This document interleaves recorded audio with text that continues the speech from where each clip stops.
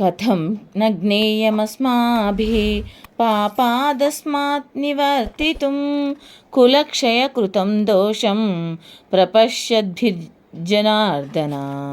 కథం న జ్ఞేయమస్మాభిः పాపాదస్మాత్ నివర్తితుం కులక్షయకృతం దోషం ప్రపశ్యద్భిర్జనార్దన. పోనీ వంశనాశనము ఈ యుద్ధం వలన జరుగునని మనకి తెలుసు కదా.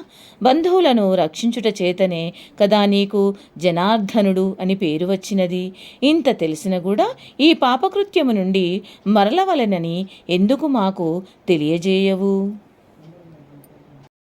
కులక్షయే ప్రణశ్యంతి కులధర్మా సనాతనః ధర్మే నష్టే కులం కృత్సం అధర్మోభిభవత్యుత.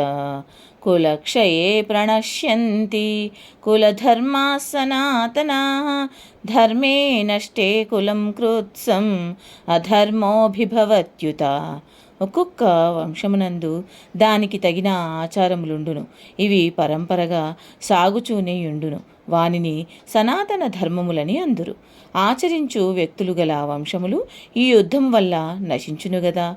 వారితోటే వారి వంశాచారములు కూడా లోపించును. ఆ చోట దురాచారములు ప్రవేశించి వంశమంతయు చెడిపోవును గదా.